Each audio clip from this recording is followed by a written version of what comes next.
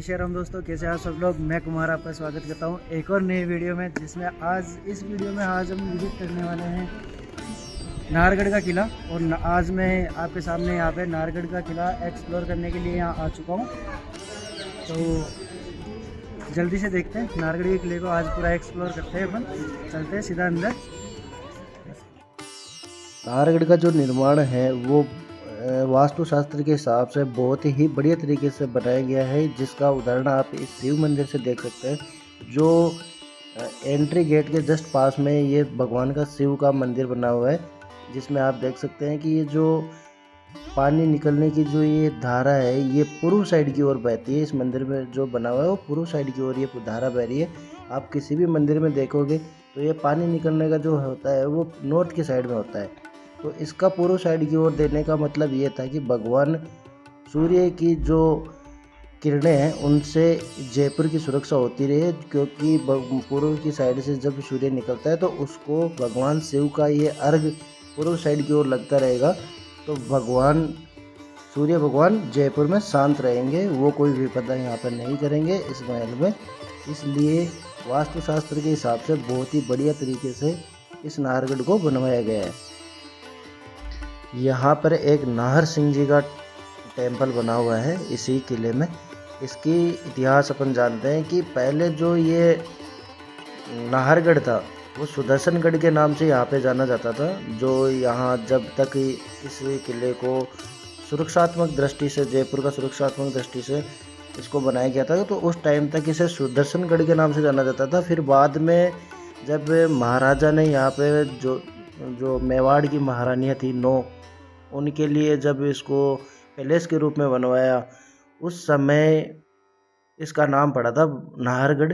तो नाहरगढ़ नाम के पीछे इन्हीं महाराज का नाम के यहाँ पे इस गढ़ का नाम नाहरगढ़ पड़ा था, क्योंकि नाहर सिंह भोमिया नाम के एक देवता यहाँ पे निवास करते थे, उनका वास था, उनका साया था यहाँ पर। तो इस मंदिर को बनाने के पीछे कारण यही है कि उनको भगवान को खुश किया गया, उनकी पूजा की गई, इनके अनुष्ठान किया गया, और इन्हीं नाहर सिंह जी के नाम पर इस किले का नाम रखा गया नाहरगढ़ का किला। तब जाके भगवान राज्य हुए और इस किले का नाम नाहरगढ़ पड़ा। इससे पहले इस किले का नाम सुदर्शनगढ़ था, जो जयपुर की सुरक्षा के लिए इसको पहाड़ी पर बनाया। जैसे आप देख सकते हैं टाइगर फोर्ट के नाम से भी इसे जाना जाता था, जो पहाड़ी पर बना हुआ है, जहाँ से पूरे जयपुर रियासत के सुरक्षा यहाँ से देखी जा सकती थी। पूरा जयपुर यहाँ से सुरक्षा की दृष्टि से काफ़ी सुरक्षित था। इसको सुरक्षा के लिए पहले बनाया गया था, लेकिन फिर बाद में मेवाड़ की महारानियों के लिए इस किले का निर्माण एक पैलेस के रूप में किया गया महाराजा माधो सिंह जी के द्वारा। जो इसमें 9 महल है वो अभी मैं आपको दिखाने की कोशिश करता हूँ। पहले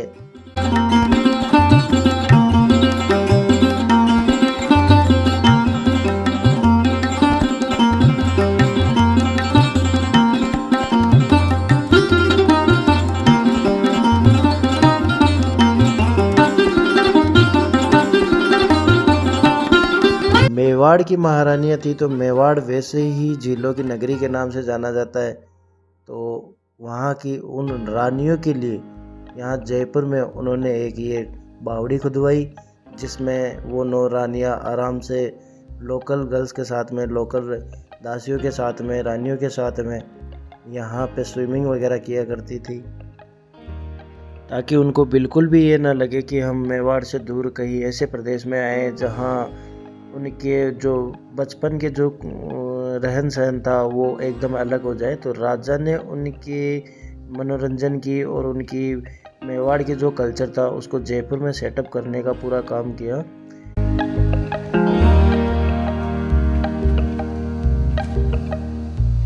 नाहरगढ़ को पैलेस के रूप में माधो सिंह जी के द्वारा 1740 में इसको 34-40 में तैयार करवा दिया गया था, जिसमें 1740 के समथिंग फिर वो जो मेवाड़ की महारानियाँ थी उनके लिए वो 9 रानियाँ थी, 9 रानियों के लिए एक जैसे 9 महल बनाने की एक कठिन जिम्मेवारी जो थी वो राजा के सिर पे थी। तो ये 2 मंजिला इमारत पैलेस के रूप में जो माधवेंद्र भवन सवाई माधो सिंह ने जो बनवाया था, उसका स्ट्रक्चर कुछ इस प्रकार था कि जो नीचे का जो फ्लोर है वो गर्मियों के लिए था, गर्म था, मतलब सर्दियों के लिए था, जिसमें वो पहला फ्लोर गर्म रहा करता था। और गर्म रहने के पीछे कारण ये है कि आप ये जो नीचे देख पा रहे हैं, ये इसमें लकड़ डाल के नीचे आग जलाई जाती थी। ये जो पूरा नीचे से खाली है और इसमें आग जलाई जाती थी, ताकि इसके जो ऊपर वाला ये जो फ्लोर है, इसका फ्लोर गर्म रहे और मतलब सर्दियों में आराम से वो रानियां यहाँ पे एंजॉय। तो ये नाहरगढ़ का प्रमुख द्वार है, जहाँ पे द्वार के सामने ही आपको ये जो तोपें हैं उस ज़माने में काम में आया करती थी, वो यहाँ तोपें आज भी लगी हुई है।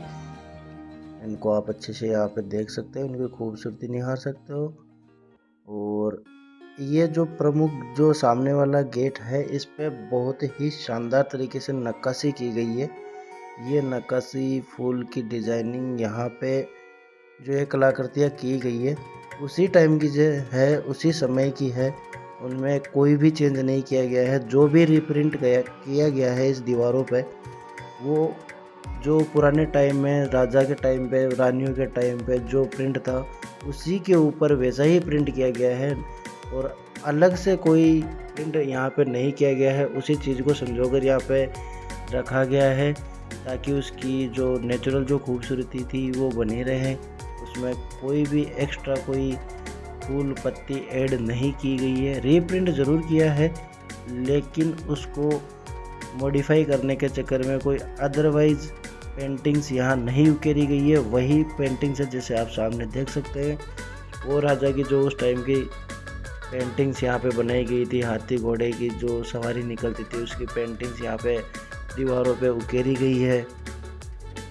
और इतनी शानदार तरीके से देखो, हर जो महल है यहाँ पे, इस जगह आपको वो 9 के 9 महल देखने को मिलेंगे, जिनमें एक एक महल का नाम अलग अलग नाम पे दिया गया है। जैसे वो यहाँ पे देख सकते हैं आप, सूरज प्रकाश महल है और जो रानियाँ थी, वो रानियाँ इतनी कंफ्यूज हो गई थी कि यहाँ आने के बाद उनको पता नहीं चला कि मैं किस महल में रहूँ, क्योंकि किसी महल का नाम है सूरज प्रकाश, किसी महल का नाम है खुश प्रकाश, खुश महल, किसी का चंद्र महल। तो वो कंफ्यूज हो गई थी कि उनको लगा कि राजा जी ने जो ये महल बनवाए हैं वो इस तरह बनवाए हैं कि जो चांद की तरह खूबसूरत होगी वो चंद्र महल में रहेगी, और जो सूर्य की तरह खूबसूरत होगी वो सूर्य महल में रहेगी, जो खुशी होगी बहुत ज़्यादा, जिसके चेहरे पे खुशी होगी वो खुश महल में रहेगी। ऐसे वो समझ ही नहीं पाई कि मैं रहूं तो किस महल में रहूं।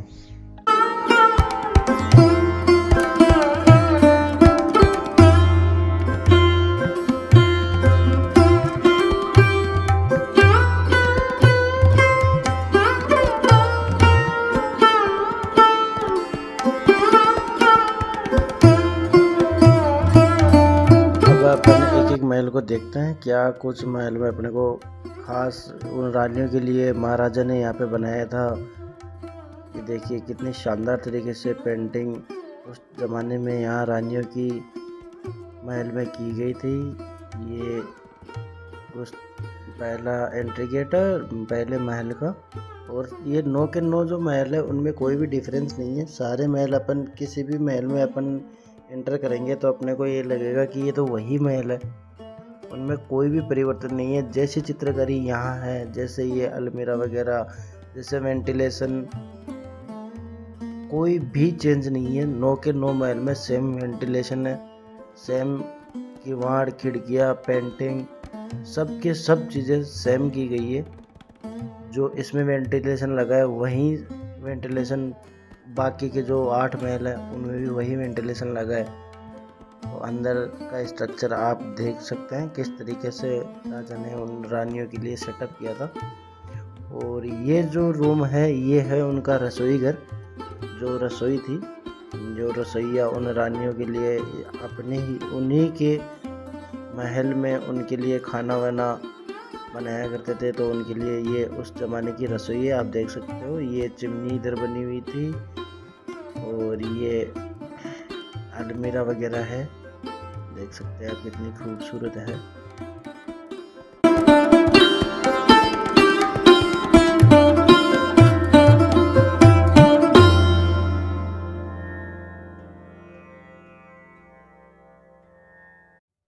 इन महलों को इस तरह से सेटअप किया गया था जैसे कि एक ही महल में उनका बेडरूम, उनका डाइनिंग रूम, उनका ड्रेसिंग रूम सब इसमें सेटअप किए गए हैं बहुत ही अच्छी तरीके से।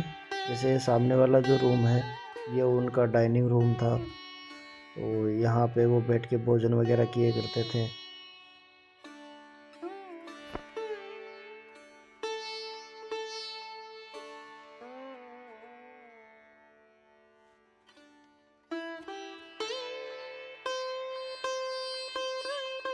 इसी प्रकार सामने बेडरूम, ये सब चीज़ें उनका बनवाया गया था बहुत ही अच्छे तरीके से। मेवाड़ की महारानियों का पूरा ख्याल राजा ने इस महल में रखा था।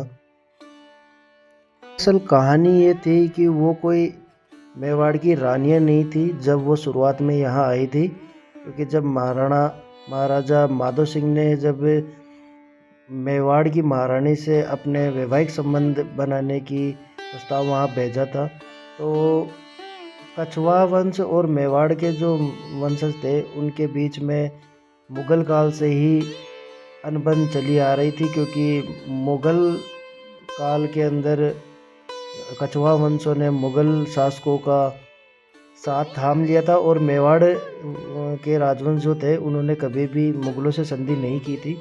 तो इस वजह से इनका वैवाहिक संबंध जो था वो काफ़ी ज़्यादा मुश्किल था।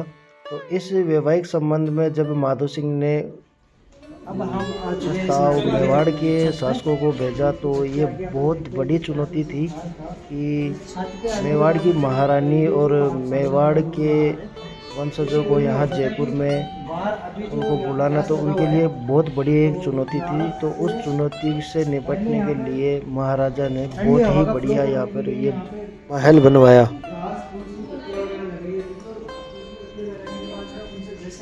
हवा टकराती थी और अंदर आती थी, तो अंदर का जो रूम है काफ़ी ज़्यादा ठंडा हो जाता था।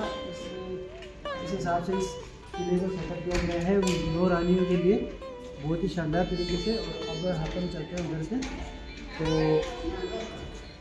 उधर से चल के देखते हैं। एक सीधी गैलरी है जो इन 9 के 9 महल को आपस में जोड़ती है।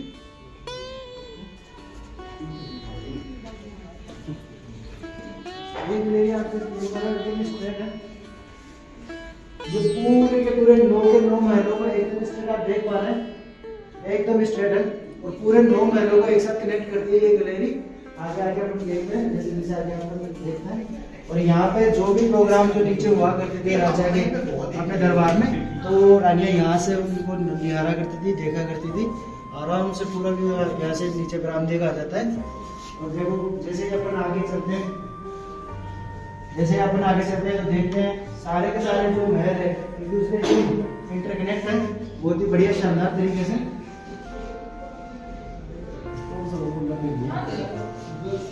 इस तरीके से जब वो रानी थी तो वो एक रानी दूसरी रानी से मिलने के लिए ज्यादा उनको मशक्कत नहीं करनी पड़ती थी, सीधा उनसे मिलती थी। जैसे आप देख लो सेम वैसा का वैसा स्ट्रक्चर दूसरा वाला यहाँ पे बना हुआ है, सेम बना हुआ है।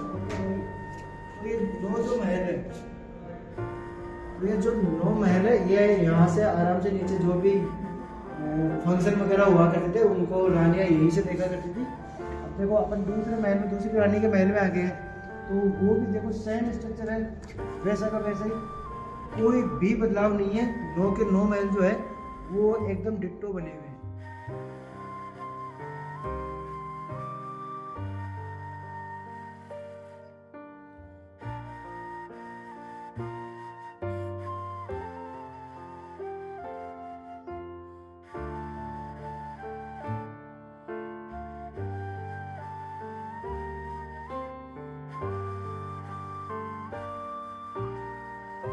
जयपुर के शासक ने जब वैवाहिक प्रस्ताव मेवाड़ भेजा तो मेवाड़ की रानी ने अपनी 9 सहेलियों को यहाँ पर जयपुर राजा के साथ में भेजा था और उन्हें उनको जिम्मेदारी दी गई थी कि आप जयपुर जाइए और जयपुर का रहन सहन देखिए, वहाँ के जो कलाकृतियाँ जो भी है उसको देखिए, निहारिए, उसके बाद में मुझे बताना, रिपोर्ट देना कि वो वहाँ मैं रह सकती हूँ या नहीं रह सकती हूँ। इसलिए उन 9 रानियों की जो कहानी थी वो इस महल से जुड़ी हुई है।